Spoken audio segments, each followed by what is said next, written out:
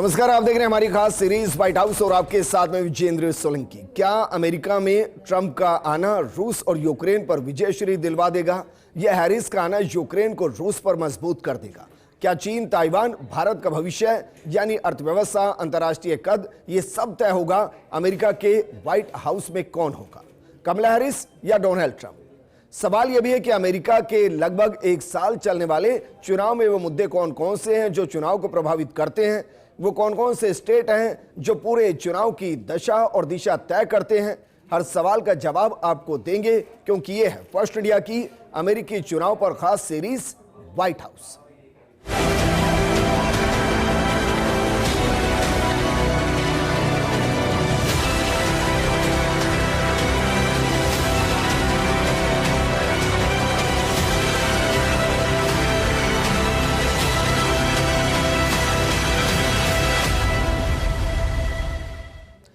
अमेरिकी चुनाव पर स्पेशल कवरेज करें हमारे स्पेशल फॉरेन कोरेस्पोंडेंट अविनाश कल्ला जी हमारे साथ जुड़ गए हैं। अविनाश जी, क्योंकि अमेरिका का चुनाव अपने आप में बहुत अलग होता है और एक लंबी प्रोसेस के साथ ये चुनाव आगे बढ़ता है, तो पहला सवाल तो यही कि जो इलेक्टोरल कॉलेज है उसको जरा समझाइए, उसकी ताज़ा स्थिति क्या है, वोट्स की अभी ताज़ा स्थिति क्या है, और स्विंग स्टेट्स जो वहाँ महत्वपूर्ण है उसके बारे में जरा बताइए। विजेंद्र, आपने बड़ा अहम प्रश्न पूछा। इलेक्टोरल कॉलेज, अमेरिका के चुनाव हमारे चुनाव की तरह नहीं होते कि जो जनमत है वो हर राज्यों का अलग होता है। तो अगर मैं एक सरल भाषा में समझाऊं तो करीब 50 राज्य है और एक डिस्ट्रिक्ट ऑफ कोलंबिया है जिनसे मिलके अमेरिका के पूरा ये देश बनता है।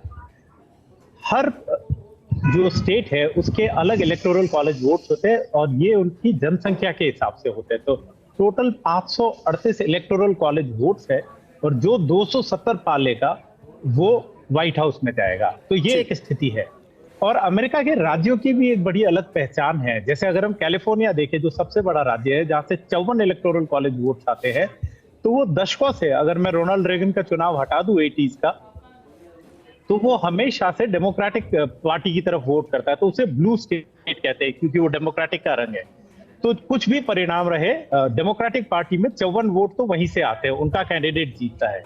यानी अगर वहां पे मानिए 1 लाख वोट है और 50,000 हैरिस को मिलते हैं और 45,000 वोट डोनाल्ड ट्रंप को मिलते हैं, तो 54 के 54 वोट जो है वो कमला हैरिस के खाते में जाएंगे। इसी तरह टेक्सास है, ये एक रिपब्लिकन स्टेट है, यहाँ के 40 इलेक्टोरल कॉलेज वोट्स होते हैं और ये जो है ये हमेशा रिपब्लिकन वोट करता है। तो ये 40 वोट तय है कि ये डोनाल्ड ट्रंप के खाते में जाएंगे। तो इस तरह से 538 कुल वोट है। अभी की अगर स्थिति देखें तो जो मैंने बताया कि 50 राज्य है, उसमें से 25 राज्य ऐसे हैं जो कि रेड स्टेट है, रिपब्लिकन है। अगर हम ये ताजा स्थिति देखें तो 222 वोट जो है वो डोनाल्ड ट्रंप के खाते में है, उनके पास 25 राज्य है। इसी तरह डेमोक्रेटिक राज्यों को देखे जाए, क्योंकि वो थोड़े बड़े राज्य है, तो 18 राज्य जो है वो कमला हैरिस की तरफ है और देखिए उनका आंकड़ा है 232। तो बहुत ज्यादा फर्क नहीं आ रहा है इसमें। ये इनका आंकड़ा पड़ता है और 93 ऐसी वोट्स है। 7 राज्य है, वो 7 राज्य है आपके Georgia, north Carolina, Pennsylvania, Arizona, Nevada, Michigan और विस्कॉन्सिन। ये 7 राज्य और 93 इलेक्टोरल वोट। सारा का सारा फोकस इन राज्यों पे है। तो अभी मैं पेंसिल्वेनिया में, फिलाडेल्फिया में हूँ, यहाँ पे 19 वोट है। और अगर हम बात करें कि किस तरह का चुनाव है यहाँ पे, तो सबसे ज्यादा रिसोर्स दोनों पार्टियों ने यही डाले। तो अगर हम देखें तो करीब $350 मिलियन का एडवर्टीजमेंट स्पेंड दोनों कैंडिडेट ने सिर्फ और सिर्फ पेंसिल्वेनिया में किया है, क्योंकि ये कहा जा रहा है जो पेंसिल्वेनिया जीतेगा वो व्हाइट हाउस में जाएगा। यहाँ से 19 वोट है। तो अभी जो पूरी लड़ाई है वो 93 वोटों के लिए हो रही है, जो 7 स्विंग स्टेट्स में आते हैं। तो और ये स्विंग स्टेट वो है, कभी ब्लू और कभी रेड हो जाते हैं। जैसे अटलांटा देख लीजिए आप, जॉर्जिया की कैपिटल है अटलांटा। जॉर्जिया ने पिछले चुनाव में महज 20,000 वोटों से जो बाइडेन को जिताया था और उससे पिछले चुनाव में डोनाल्ड ट्रंप वहां से जीते थे। इसी तरह हम अगर विस्कॉन्सिन की बात करें तो पिछले चुनाव में वहां से बाइडेन जीते थे और उससे पहले वहां से डोनाल्ड ट्रंप जीते थे। तो ये होती है स्विंग स्टेट की परिभाषा है। इसलिए सारा दारोमदार एक क्रिटिक ये भी बात कहते हैं कि इतना बड़ा देश है, 50 राज्य, एक डिस्ट्रिक्ट, लेकिन चुनाव कुछ ही सीटों पे सिमट के रह जाता है, तो कुछ ही राज्यों पे। तो इस बार का पूरा चुनाव जो है इन 93 सीटों के इर्द गिर्द रहेगा।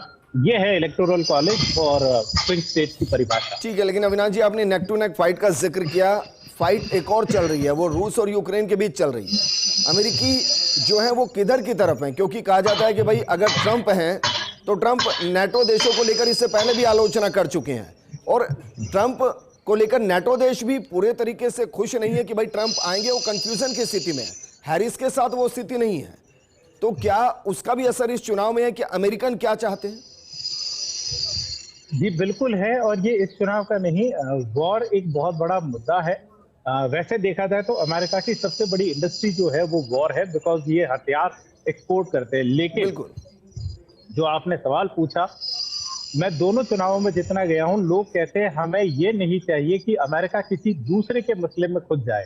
तो आपने रूस और यूक्रेन की बात करी, एक एवरेज अमेरिकन को वॉर पे नहीं जाना है, क्योंकि वो कहते हैं कि हमारा जो टैक्स पेयर्स का पैसा है वो आप वॉर में डाल रहे हैं, इससे अच्छा आप हमारी सिविक फैसिलिटीज सुधारिए।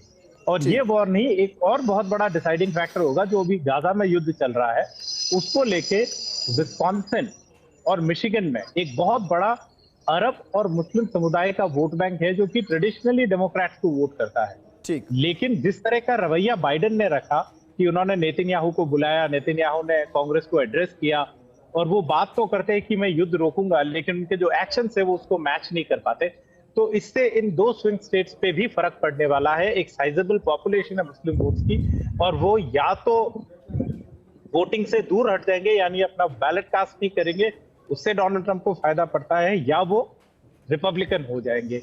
तो कुछ भी कहे, ये एक बड़ा फैक्टर रहने वाला है। War is an important factor. Sir, कहते हैं कि मीडिया बहुत बड़ा रिफ्लेक्शन होता है किसी भी चुनाव का, किसी भी देश का। सर्वे बहुत मैटर करते हैं। अब कुछ अखबारों का मैं जिक्र कर रहा हूं, जिसमें वॉशिंगटन पोस्ट है, लॉस एंजलिस टाइम्स है, इनके बहुत स्टैंड क्लियर नहीं है। इसके पीछे की कोई वजह है? नहीं, ये बहुत ही रोचक घटना का आपने जिक्र किया है विजेंद्र, क्योंकि हमारे यहाँ जो हम कहते हैं कि मीडिया फ्री एंड फेयर होना चाहिए। मीडिया चुनाव जब चलते हैं तो हमारे यहाँ एक मॉडल कोड ऑफ कंडक्ट होता है। बिल्कुल, एंडोर्समेंट्स नहीं होते, सबको बराबर स्थान दिया जाए, ये हमारी एक परंपरा रही है। लेकिन अमेरिका में मीडिया हाउसेस कैंडिडेट्स को बैक करते हैं। तो न्यूयॉर्क टाइम्स के एडिटोरियल बोर्ड ने ओपनली अपने एडिटोरियल में कमला हैरिस को बैक किया। पिछले 4 साल की अगर कवरेज देखी जाए तो वॉशिंगटन पोस्ट जो है वो बिल्कुल ही प्रो डेमोक्रेटिक स्टैंड रखता है, वो रिपब्लिकन्स के अगेंस्ट है, वो एंटी ट्रंप है। तो उनकी एडिटोरियल बोर्ड की क्लियर पॉलिसी रही है। तो ये तय था कि चुनाव से कुछ दिन पहले, 2 हफ्ते पहले, ऐसी एक एडिटोरियल बोर्ड से एंडोर्समेंट की घोषणा आएगी। लेकिन 36 ईयर्स में पहली बार ऐसा हुआ कि जेफ बेजोस ने इस पे अपना स्टैंड लिया और उन्होंने कहा हम किसी को भी सपोर्ट नहीं करेंगे, और इसी तरह का निर्णय हुआ एलए टाइम्स में। तो ये एक बहुत बड़ी घटना हुई जिसपे स्पेकुलेशन रहा। हालांकि इससे कोई वोट्स में बहुत फर्क नहीं पड़ता, क्योंकि जो पोस्ट के रीडर्स हैं वो एक तरफा वोट करेंगे, उनको पता है एडिटोरियल लाइन क्या है। लेकिन ये एक बहुत बड़ा डिबेट का इशू रहा।